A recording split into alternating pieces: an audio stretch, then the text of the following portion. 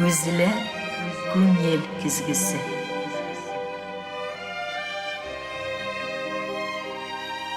Көзілі fikir yüzağına söz aşkışı.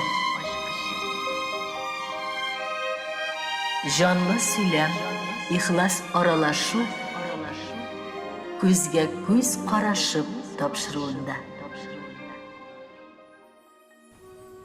Her геройым оқылмаған китапқа тең деп айтыр едім.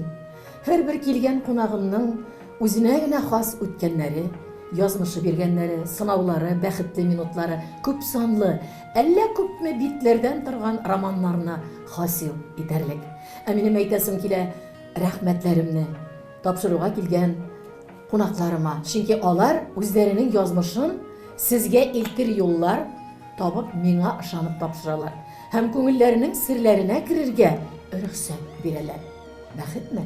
Бәхет. Сөенеп яшим. Сезне сөендерер өчен туган тел дулкыннарына киләнгәнсез без башлыйбыз. Күзгә күз карашып тапшыруның авторы һәм алып баручысы Зифа Нагаева сезгә һәм бүгенге кунагыма Галлямова Райхана Әмир кызына кайнар сәлам юллыйм. Хәерле сәгатьтә, Райхана. Хәерле сәгатьләр.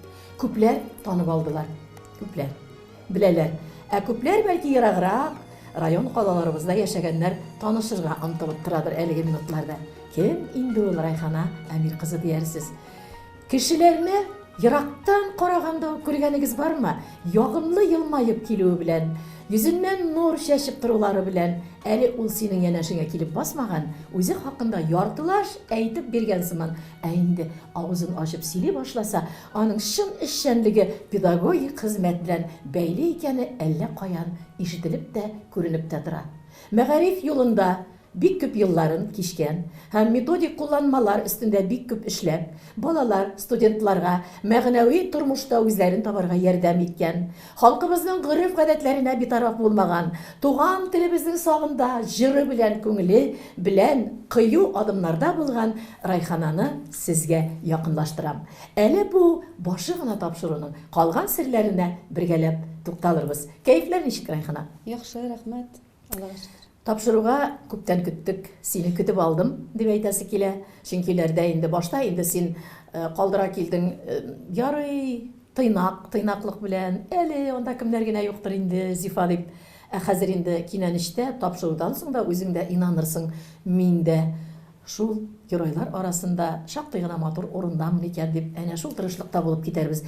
Әйдә әле Ярмәкәй районы Тарказы якларына барып кайтыйк.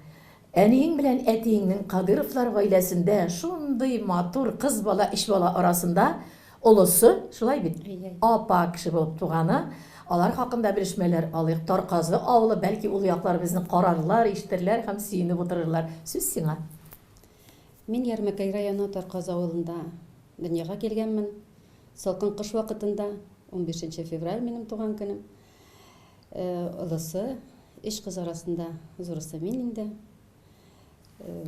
Менә шулай әткәй белән әнкәй бик яраталар иде, әткәй бигрәк тә горур иде. Малайлары булмаса да мин иш кызым, ун малайга торырлык дип әйтә торган иде, горурланып.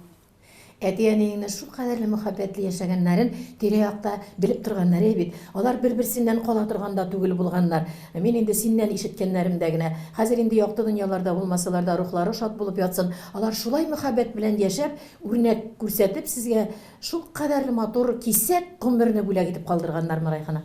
Гел алар бергә булдылар. Нәрсә эшләсәләр дә, бер башыннан әткәй тотса, икенче башыннан тактаның әнкәй тота торганы, икесе бергә биек йорт салып, өлкән апам Рәмзи апа әйтә торган, ничек балам син шушы йортның тәрзәләре, капкачларын ябарсың икән дип әйтеп сорый торган идем ди. Ә хәзер бүгенге көнгә инде ул йорт бәләкәйләнеп калды, әнкәйләр бик иртә дөнья куйдылар. Бик иртә әткәй теге авыр шир белән ширләде, бер ел диге ишендә әнкәйне дә озаттык. Шуңа күрә тормыш мәктәбе катлаулы гына булды. Һәм ул тормыш мәктәбенең без әле кеше сеңлеңнең ничек сезнең белән калып, аңа тормышка, улы тормышка юл алырга күпме ярдәм иткәннәрегезне тормыш иптәшең белән сөйләрбез, чөнки ул якка әле барып җитәсебез бар. Кичкенә чак мәктәптә мин уйлыйм, Райхана барып яхшы билгеләргә өлгәшкәндер. Нинди хыял иде? Каядыр китәргәме? Кем булырга? Барса да уйлаганнардыр инде мине артист булыр дип. Гел җырлагач, шигырь сөйләгәч, әле мин аны татарчасын гына җырлатмыйлар, русчасын җырлататырганнар. Торказының Людмила Закинасы дия торганнар мине. Беренче класстан рус теле безгә керде, шуңа күрә бәлки русча бик әйбәт сөйләшкәнмендер инде үз вакыты өчен. Шуңадыр бәлки «Гляжу в озера синие» дигән җырларны миннән җырлата торганнар юктышларым. Менә шул беренче хыял шул. Җырчы булыр дигәннәрдер. Мин дә шулай дип уйлаганмындыр. Кем миндә артист булам дип хыялланмый. Ә инде менә 4нче класска җиткәчтән әдәбият дәресе Муса Җәлил иҗаты. Муса Җәлил белән бер көнне туганбыз бит әле без. Искитерлек. Нәркизә апам минем. Шул кадәр мулаем апа, матур итеп зауыклы итеп киенгән. Шул кадәр нәфис сүз остасы кебек инде, матур итеп сөйли торган иде. Күзләрне талдырмый иде аңа карап утырулары, аның чәч куелышлары, күз карашлары, аның матур итеп дәрескә дәфтәрләрен, китапларын шулай итеп кочаклап керүләре гел күз алдында. Шушы 4нче класста Муса Җәлил иҗатын өйрәнгән чагында мин инде уйладым, мин Нәркизә апа кебек укытучы, татар теле әдәбияты укытучысы булачакмын дип. Һәм юл алып мәктәптән соң син БДУны тәмамлап, татар теле филологиясе һәм татар теле әдәбияты, рус теле әдәбияты факультетын тәмамлап, гомереңнең шактый өлешен балалар тәрбияләүгә бирдең. Менә инде хәзер юлламалар алып киткәнче яшьлектән ерак китәсе килми бит әле. Чөнки синең ул укыган еллар яшьлегең белән генә түгел, олы тормыш юлыңның да башлангычы белән бәйле булып киткәннәр. Яшьлектән әле бик китәсе килми һәм мондай сорау бирәсе килә. Бик кызыклы. Кая булды ул яшь чактагы бик яратып йөргән, ул да сине яраткан ак бүрекле егет? Яшьлектә чынлап та инде беренче мәхәббәт була бит инде ул. Әнә шул ак бүрекле егет беренче мәхәббәт булгандыр инде. 8нче класслар тирәсендә авылга егетләр килде. Ул егет булса киләчәктә безнең кодабыз да булып чыккан егет булды. Шул егет өстенлегрәк алгандыр инде. Ансы да менә киләчәктә минем тормыш иптәшем булган егет. Ак бүрекне киләчәктә буласы кысырыклап чыгарып куйган булып чыгамы? Шуларак булды инде, шулай булды. Хисләр барыбер да димәк әле өлгергән хисләр түгел, теге беренче мәхәббәт хисләре генә булган Райхана, шулай бит. Ә инде бу соңдан теге кода булып чыкты дигән инде ул инде кода диярлек булган инде. Бүгенге көндә Райхананың язмышына чык та төшермичә саклый торган, аның илһамлы күңеленә һәр вакыт үзе илһам биреп тора торган балаларына, гаиләсенә, табигате белән гел аның әйтүенчә әйтәм, кулдан килмәгән бер эштә юк ди, күзләр тимәсен. Хатын кыз иратны бик сирәк мактый, әмма ул алай дигән иде. Хәзер үзеннән сөйләтәбез. Ә башы ничек сезгә кызык булачак? Ничек инде ул кода кешегә кияүгә чыгылды, Райхана? Башы ничек булды буның? Ике туган апам кияүгә чыкты, аның бер туган авысына. Алар туйга килделәр. Мин уйламадым да инде шушы кадәр кешеләр арасында, шушы кадәр кызлар арасында бөдрә чәчле, гитара уйнаган, ансамбльдә гитара гына түгел, ударный инструментларда да уйнаган, һәрбер инструментта оста булган бер җегет миңа күз салыр дип. Мин аны уйламадым. Ул аны ошатмаган кеше булмады инде ул. Зәңгәр күзле, бөдрә чәчле. Русча гына сөйләшә, татарча бер сүз дә белми. Менә шушылай күз салынган. Бу синең ничәнче курслар? Бу бит минем 8нче класс. Шул ук вакыттан Шул ук вакыттан. Бу кода. Аннары Аннан соң инде ул армияга китте. Хат яза башлады миңа. Тагын теге кызларым инде, аңа күз салып йөргән кызларым да, нәрсә сиңа али хат язамын иде ятырганнар икән. Мин әйтәм, нигә инде? Чынлап та, мин язарлык түгел, миңа хат язарлык түгел микән дип тә уйлый торган идем.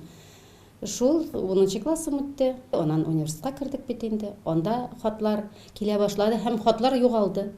кая югалдылар икән? Теге ак бүрек белән кода буласы кешедән башка тагын бәлки мине ошаткан кешеләр булгандыр. Һәм бу сөюгә каршылык шунда күренде. Хатлар югалды. Хатлар югалды. Сиңа килеп өлгәшмәделәр. Соңган бер вакытта да ул хатлар турында сүз чыкмадымы беркем белән дә? Яңадан күтәрелмәде инде ул сорау. Күтәрелмәде. Күтәрелмәде. Һәм инде син укырга кергәч, менә хәзер кайтабыз инде теге өлешенә, сөйләшүнең. Укырга кергәндә син мөхәббәттә көчле булгандыр, ышанышта синең бу кешегә инде көчле булгандыр. Шулай бит? Шибәрлегенә генә кешенең гитарада уйнавына гына гашыйк булып, бөтен акылын җыя торган Райхана түгел икәнен бүгенге тәҗрибәле Райхана күрсәтеп тора. Шулай бит? Иртә тормышка чыгасың. Ул укыган була, аграр, ул вакытта институт, ветеринар һәм зоотехника бүлегендә, һәм син 4нче курста тормышка чыгасың. Юк, мин 3нче курста. 3нче курста хәтта. Әйдә әле бу хакта. Без аның белән шушы хатлар безгә барып ирешмәгән хатлардан соң чынлап та озак кына вакыт очрашмадык. Студентлар көне иде, 17 ноябрь. Мин аның көне дә истә калган инде. Урамда кызлар белән шаярып, шушы бәйрәмгә әзерләнеп йөргән вакытта каршыга киләләр егетләр. Шуннан соң хәзер, "О, привет, привет" диләр, урысча бит буларныкы. Шуннан соң "Саумысыз" дибез. Шуннан кызлар, теге егетләр бик матурлар. Кодача ди инде. Бу нинди кодача? Кызлар инде беләләр бит. Тизүк танып алдыңмы? Тизик танымыйча танымаслык түгел. Аларны әллә каян күрерлек инде аларны. Шуннан бездә бәйрәм диләр кызлар. Кызларым шәп шундый. Телшәннәр. Бездә бүген бәйрәм, килегез әле безгә кунакка диләр. Ярар инде мәдәм кызлар нигә инде димәм. Миңа кыенрак. Үземнең теләгем дә бар, килсеннәр иде дип. Икенче яктан кыюсызлык тор инде. Йөрәк лепер инде теге бер ел бит арада буштырды. Шуннан килделәр алар, килделәр. Шуннан соң инде алик китмәде дә. Менә шул. Без узак тотмадык. Бу кыш үтте. Җәйгә туйлар да ясадык. Туйлар ясап, укыган вакытта студентлыкта бәби туды. Алина. Алина туды. Алина тугачны укый алмамдыр инде дип уйладым. Әлеге дә баягы шушы кызларым. Нәзимә достым, Рима достым, Иштеп торсыннар әле. Гөлшат достым, Нәсимә, Альмира, алар бик безнең шушы төркемебез, татар төркемебез бик дус булдык. Килделәр. Юк, Райхана калмыйсың. Бернинди академическийда алмыйсың, бергә укып бетәбез. Син бит әле бездән дә шәп укыйсың дигән булып мине дәртләндереп, Алинаны бергә үстерәбез, бергә карыйбыз дип, шулай итеп, чынлап та алар бер парны мин укысам, икенче парны алар укып, менә шулай алмаш-тилмәш Алинабызны үстердек. Менә бит афарин диясе килә, бөтен тормышның башы шулкадәр матур башланган. Дипломда кисәдә бәби дә бар. Һәм нинди тормыш иптәше яраткан кешегә тормышка чыгуда. Райхана юллама белән Бәләбәй якларына, совхозга алынасыз бит, икегез дә анда матур гына ярыйсы гына эшләп китәсез. Бу хакта да аз гына булса да ишетеп үтәсе килә, чөнки төп син һөнәрең ягыннан беренче сынауларны шул юллама белән киткән тәңгәлдә үтәсең. Шулай бит? Юллама белән Максим Горький совхозына инде Бәләбәй районына эшкә бардык. Безне бик матур итеп каршы алдылар. Галләмовлар фамилиясе Бәләбәй районы өчен бик билгеле иде. Шуңа күрә дә бәлки анан алик ниде фермада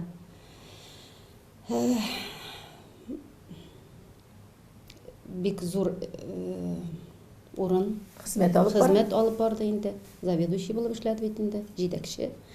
Мин мәктәптә миңа 8нче классны бердиләр җитәкче итеп, үзем дә бәләкәй, үсеп барган инде укучыларым. Беренче шараны үткәрдек тә, көзге бал матур итеп үтте. Директор шул вакытта ук чакырып алды да, Райхана, эшең бик матур. Әйдә әле син, безнең менә организатор юк мәктәптә, ул вакытта бит тәрбия эшләре буенча урынбасар дигән юк иде.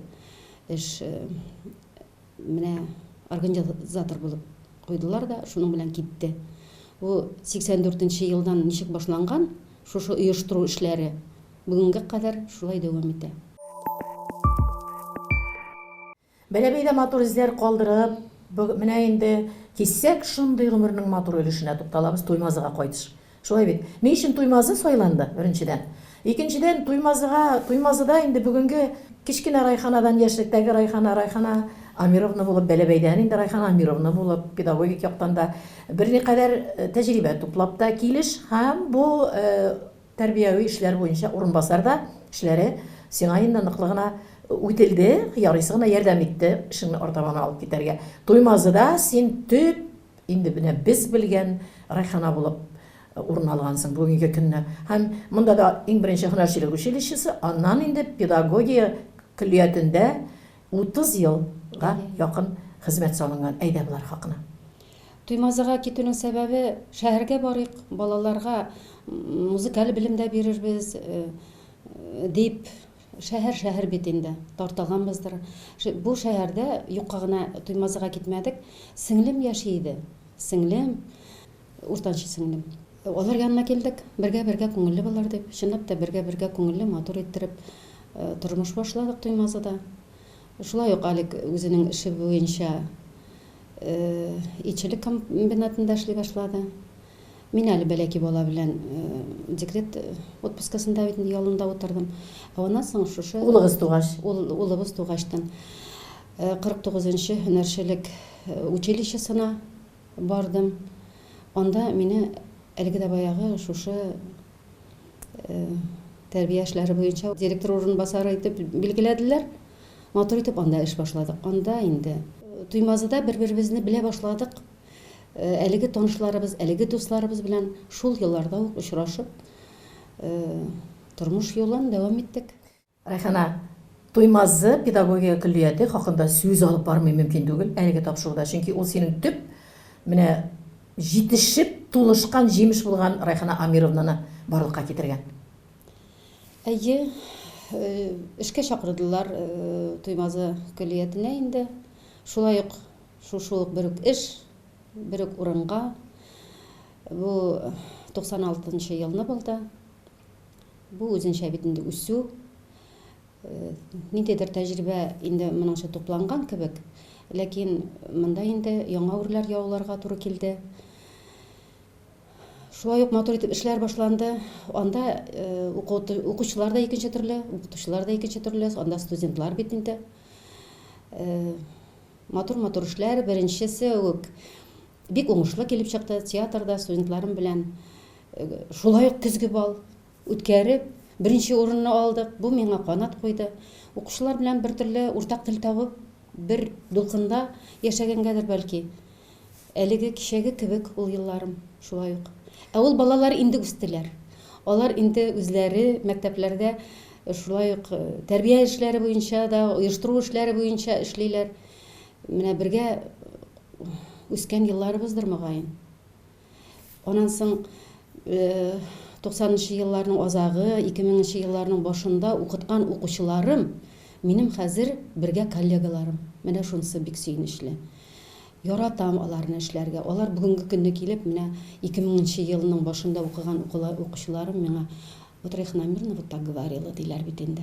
Мине цитировать итәләр. А вы вот так выстраивали нас дип сөйлиләр бит инде булар. Шунысы кадерле. Юкка үтмәгән. Бүгенге көнне мин укыткан, минем педколледжда укыткан 16 балам минем белән бергә эшли. Шушы елларга күз салганда килә тәҗрибәң өстәле мактаулы көннәрең, йолдызлы көннәрең күп булган. Рөхсәт ит синең, чөнки аларны булай гына әйтеп бетмәле түгел. Синең менә шул дәрәҗәләрне үстергән, канат куйган тәңгәлләргә берникадәр генә тукталып үтәргә рөхсәт бирсәң иде. Эшләү дәврендә бик күп һәм төрле дәрәҗәдәге мактау грамоталары белән бүләкләнә, дипломнар, рәхмәт хатлары тапшырылган. 96-нчы елда Мәгариф отличнигы, 2012 елда Россия Федерациясы урта һөнәр белем бирү мактаулы хезмәткәре, 2016 елларда, шулай ук 20-21 елларда Туймазы районы муниципаль районында наркотикларга каршы эшчәнлекне гамәлгә ашыру өлкәсендә нәтиҗәле хезмәт өчен искиткеч мактау грамоталары белән, шулай ук 2013 елларны 2022 елларда Туймазы районы муниципаль район хакимиятенең һөнәри белем бирү өлкәсендә күп еллык намуслы хезмәт өчен мактау грамоталары белән билгеләнә. 2019 елда Башкортстан Республикасы дәүләт яшьләр сәясәтенең мактаулы хезмәткәре күкрәк билгесе белән бүләкләнә. 2024 елның декабрендә Башкортстан Республикасының атказанган мәгариф хезмәткәре дигән югары исемгә лаек була. Бу әле мин әйтеп үткәннәре дә аз. Әле монда күп санлы әйтергә булыр иде, чөнки бер тапшыру кысаларындабыз бит инде. Райхана, беренчедән тәбриклисе килә бу соңгысы бигрәктә, бик көтеп алынган исем, шулай бит инде ул барыбер хезмәтте шулай эшлисең, ләкин сиңа канатлар өсти. Шулай бит инде канатлар өсти. Балалар белән эшләү бик авыр шундый замандабыз. Чөнки балалардан да авыррак диләр ата-аналар белән эшләү. Менә сөйләшкән укытучылар арасында йөрибез бит инде. Балалардан да авыррак контактка киләбез ата-әниләр белән дип, һәм шунда синең методик җайланмаларың, методик кулланмалар, хәтта син театр белән билгеләп, менә бу кадәрлек суицидальный әллә нинди юнәлешләрдә дә синең үзеңнең ниндидер алымнарың булган, балалар, яшүсмерләрдә менә шушыннан ниндидер яктылык юлларына чыгарырга ярдәм итә торган. Бу хакларда кыскача ни әйтеп китәрсең үзеңнең эшчәнлек турында? Чынлап та катлаулы заман дибез бер яктан. Бер яктан җиңел. Балаларга ниндидер юллар сойларга шул кадәр күп юллар. Күп юллар, шушын юлда ялгышмас өчен әлбәттә янында киңәш биргән кеше кирәк. Ышанган кеше кирәк. Менә шушы бала чаганы үзеңә каратып, үзеңә ышандырып эшләргә кирәктер мөгаен. Мин шуңа күрә эшемне яратам. Балалар ышанып үзләренең язмышларын дияргәме, үзләренең серләрен сөйлиләр. Төрле чаклар була, әйе. Балалар белән җиңелрәк эшләргә, әниләр белән кыенрак. Әйе, балалар белән эшләү, әйе, җаваплы эшең.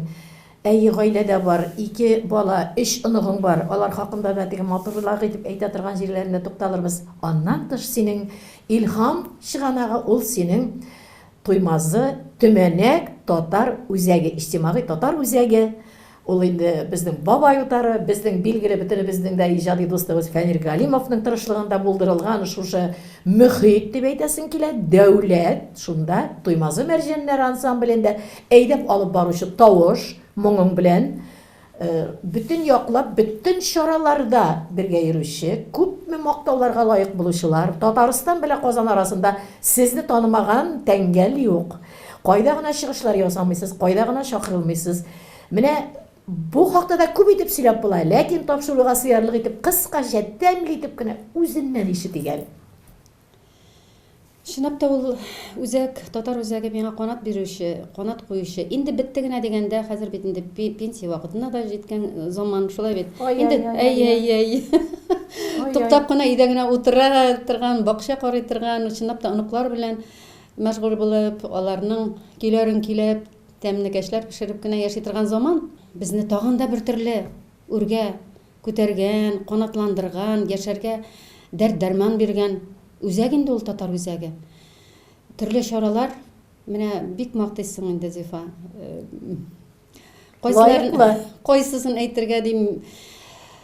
Иң беренчесе мөгаен мин үземне җырчы дип әйтмим бит инде. Җырлаучы дип тә әйтергә ниндидер моң кирәк. Артык сәхнәгә чыгып җырлаганым юк. Шулай да менә безнең җитәкчебез бит инде Рәвия ханым, юк, барасың Райхана, барасың дип мине әйдәләп алып бардылар. Бөгелмәдә үткән халык ара милли моң мөнәҗәтләр фестиваленә. Мөнәҗәтләр фестивалендә Мингол Галиев абыйның үзенең кулыннан 2нче дәрәҗәле диплом белән кайттым. Менә шул вакытта ниндидер үземдә чынлап та әзрәк кенә булса да булдырасың икән, җырлый да беләсең икән дигән уй килде инде. Менә шунысы, аннан соң 2нче бит инде ТНВ каналында үткәрелә торган җырлыйг әле. Ай матур булды. Менә анысы. Гомергә беренче тапкыр мин үзем шунда ошадым. Гомергә беренче тапкыр.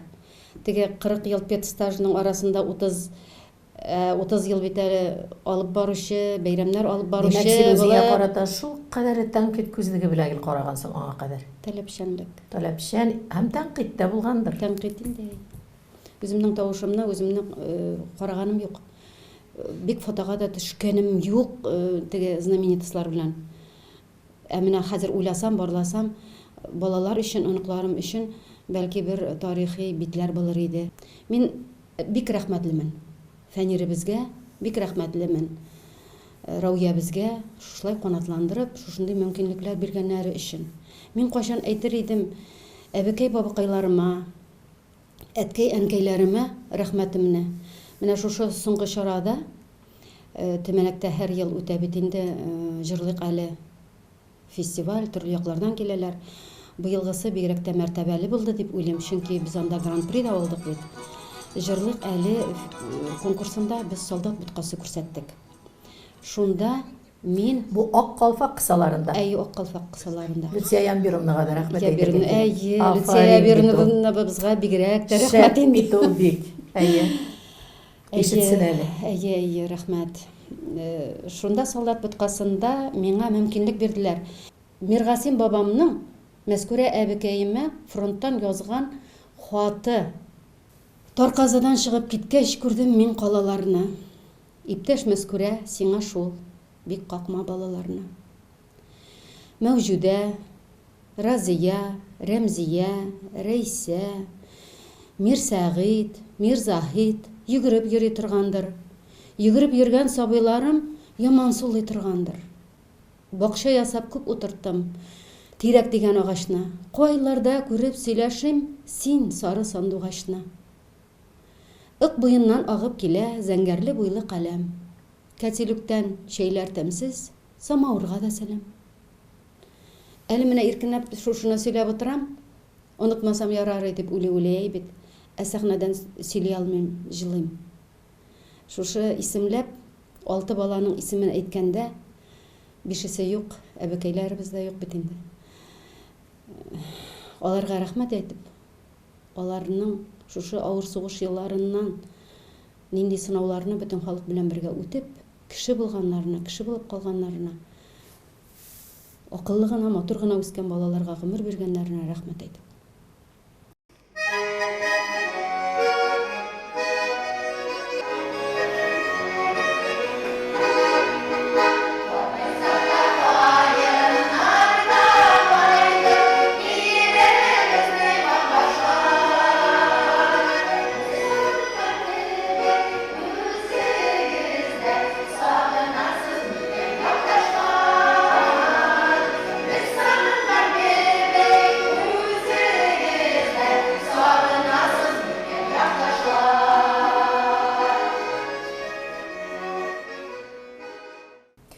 Искиткеч минутлар, шул кадәрле тетрәндергеч. Менә бу тапшыру аша без синең белән кагылган һәрбер тәңгәл бик кадерле. Бу кадерле тәңгәл телебезгә, гырыф-гадәтләребезгә кадерле вакыт белән бәйле. Райхана. Чөнки менә балалар белән эшләгәндә дә синең фақат татар теле әдәбияты укытучысы булып йөрәгеңдә шушы хәтлек матурлыкны менә шул кайда гына, кайсы тәңгәлдә эшләсәң дә куллана белүеңдә һәм моның белән кешелеккә хезмәтең белән абруй казанып, мин әйтеп үткәннәр, лаеклы икәнеңә.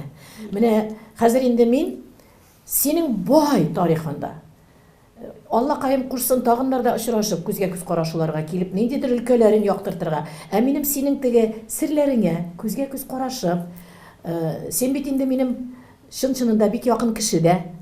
Мин ул сүздән куркып әйтмим. Бик күп еллар дәвамында шул серләрне кешеләргә дә ишеттерү нәүбәтендә кыскарак җаваплар һәм кыскарак сораулар да бирәсем килә. Кузгалдык, кузгалып карыйк. Шулай бит? Иң беренче әйтер идем, нинди темаларга читләр белән, дуслар белән дә сөйләшмәс идең. Менә син Өйдә булганнарындыр дип уйлыйм, чөнки өйдә булганнарын, өйдә бит төрле хәлләр була. Бер кашанда уйламыйлар минем ниндидер проблема булган. Мин эшкә барып керәм елмаеп. Эштән алып кайтам инде. Эштән алып кайтам, утырып, Алсын сөйләшмише мөмкин түгел. Мөмкин түгел. Бездә өйдә бер тагын педсовет үтә. Нинди нәни, Райхана? Менә шул вакытка җиттек. Нәнәй дип өзелеп торган аныкларыбыз бар, Аллага шөкер. Алар кайткачтан барсында бер юлы ашатып, кунак итеп, мунчалар ягып, бергә-бергә табигать кочакларына чыгып йөри торган бөтен вакытыбызны бүлергә, менә алар белән очрашып булмый бит, алар читтә булгачтан. Елна 2-3 тапкыр гына очрашабыз. Шул вакытта инде тырышып, тырмашып, бөтен тәмле кәшләрне ашатырга тырышкан нәнәй. Аннан соң алар белән ниндидер серләр бүлешкән дә нәнәй, алар миңа сөйлиләр.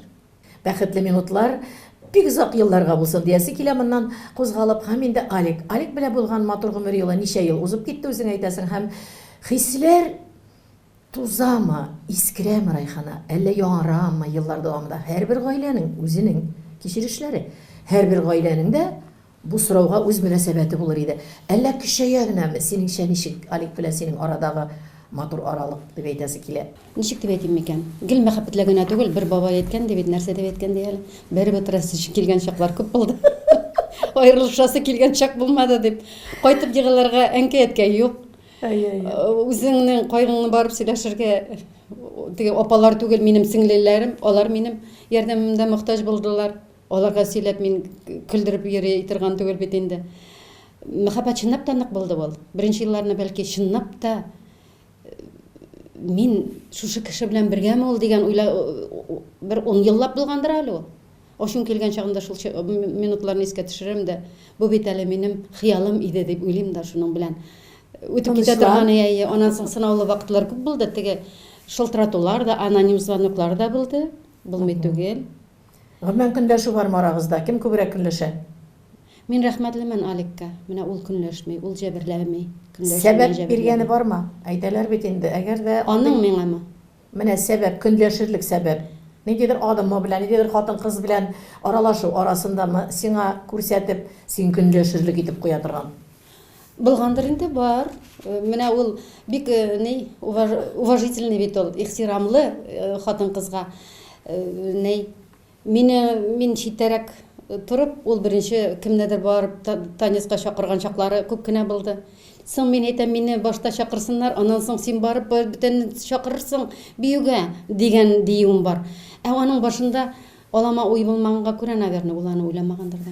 Һәм бу тәңгәлдә сыналган бит инде сезнең, сыналган сөю. Шулай бит. Һәм әйтәсе килә, сезнең сөю моның белән генә сыналмаган. Синең өскә калган кеше сеңлек хакында да матур сүзләр әйтәсе килгән вакыт җитте. Бу Алик белән икегез әтияни вафатыннан соң кеше булган сеңлек сезнең тәрбиядә калган кебек булган. Бу хакта. Аликкан бик рәхмәтлемен. Бик рәхмәтлемен, чөнки шушы сынаулы ниндәйдер кытыршылыклар килеп тукканда, Ходай микән инде сынаулар бирде. Шул сынаулар безне ныгытты. Безнең бер-беребезгә кирәклекне тагын да инандырды, ышандырды шушыңа. Мин рәхмәтлемен, чөнки кичә сеңлем яшүсмер генә, әле 18 яшы тулмаган. Ул һөнәрчелек училищесында мин эшләгәндә укый башлады. Инде әткәй бер генә ай ятты бит безнең операциядән соң, больницадан кайтып. Операциядән соң ярты ел яшәде әле ул. Соңгы больницадан кайткачтан бер ай ятты, шушы бер ай эчендә бәләкәй сеңлем кайтып карады, уколлар ясады инде. Шул вакытта әткәй Аликка әйткән: "Кияү Лилия синең кулыңда, синең карамагыңда. Кыз итеп кияүгә бир" дигән. Менә шушы. Һәм сез шушы аманатны, васыят хәтта дип була башкарып ахыргаcha. Бүгенге көнне сеңлем бик матур итеп яшәп яталар. Шаран районында яшиләр. Матур гаилә, 2 бала үстерделәр кияү Илгиз белән. Аннан соң кодагыйларыбыз бик яхшы булдылар. Бик мәртәбәле Ульдановлар гаиләсен Шаран районында бик беләләр. Минем иң зур рәхмәтләрем аларга. Гел елмайып торасың. Мин сине ничә ел беләм, елаганда яшерин елыймы? Әллә еларга бер сәбәбе дә юкмы Райхананың дисәләр? Сәбәпләр күп. Нәрсә дибезләр әле? Без бит театрда артистлар. Төп рольне мин башкарам инде ул театрда, безнең театрда. Гаилә театрында, тормыш театрында. Кемгә кирәк минем күз яшы? Һәр кемнең үз сандыгы туп-тула, сер сандыгы туп-тула. Кешенең ялганлавын тиз сизәсеңме? Сизәм, ләкин ышанасы килми. Шулаймы? Туры әйтәсеңме кешегә? Әллә кинаялап, кырынлап, боргалап торасыңмы? Әллә әйтмисеңме, күңелең китми? Әйтмим инде, әйтмим. Күбрәк кала әйтмише? Әйтмим. Кешеләр арасында кискенләште аралашулар. Бая бер тапкыр әйтте, кырысланды. Кимедеме дусларың? Гаилә дусларыбыз 5 пар. Без менә шушы 87 елдан бирле гаилә дуслары булып яшибез. Шушы җомгада без Коръән ашына чакырулы 5-бездә. Килеш сакланды. Шул килеш сакланды алары. Димәк, Төшүп калучылар бик сирәк. Бик сирәк. Тыюлар бар, менә тыелулар бар. Әйтик, Рамазан айында беләбез нәрсәләрдән тыеласың. Шуны күк тормышта да, син педагог буларак та бик күп әйберләрне ниләрдән тыеласың тормышта, яшәүдә һәм ашауда. Кеше рәнҗетүдән. Миңа әлегә баягы шуша Рәмзә апам әйтте. Балам, син пәрдә белән тудың ди. Аны бит әнкәй миңа әйтмәгән иде. Бер 10 ел элек кенә белдем әле. Кеше каргый күрмәк каргыш уртак була ди. Рәнҗи күрмә, синең рәнҗешең төшәчәк ди. Менә шуңардан тыелам. Кешегә рәнҗемәскә тырышам. Синең өчен яшәү кагыйдәсе, бәлки кагыйдәләре тормышта. Менә бу шулай булырга тиеш, менә бу шулай һәм шуларга утырып китеп барасың. Теләп, өйдән чыгып китәргә, эшкә барырга теләп, ә шатланып өйгә кайтырга. Күңелеңне рәнҗеткәннәр, каршылыклар, бәлки каяндыр начар синең хакта уйлы булганнарга җавабың нинди? Вакытлытында гына әйтергә кирәктер бәлки. Теге кеше әйтә бит, урынына утыртырга кирәк иде ди. Минем ана шул юк. Урынына вакытында утырта алмыйм. Тормыш үзе куя урынга. Урынына холкыңның кайсы ягын үзгәртер идең?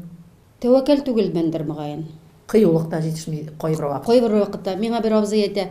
Син былай гади генә, кыюсыз гына хатынга ошап та тормыйсың инде, шәпкә ошап торасың. Ничек инде син һаман ди машина йөртмисең? Әйдә шуңа җавап та бир әле, миңа да кызык бу. Нишләп йөртми Райхана? Алигем янымда булгач миңа шул җитте дип. Аны мин җыяу йөрергә яратам әле.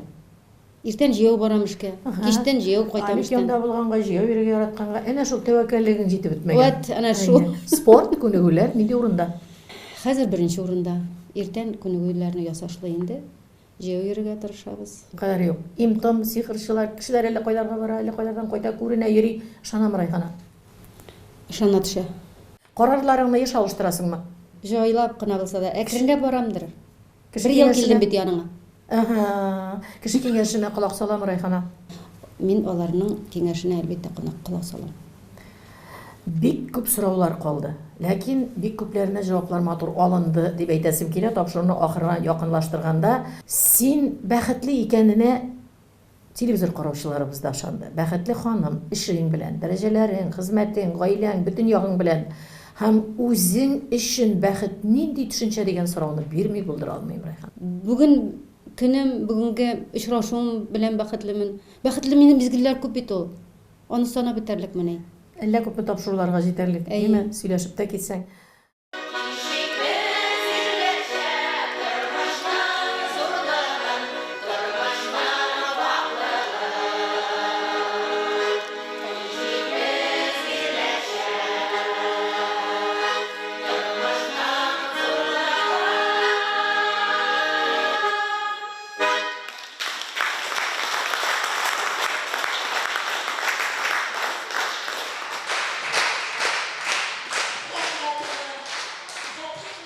Райхана Әмир кызы Галлямова шундый матур кунагыбызның, шундый матур кичерешләре белән уртаклаштык. Һәм ахырда әйтәсем килә, иң зур максат алда, иң зур хыял нинди икән?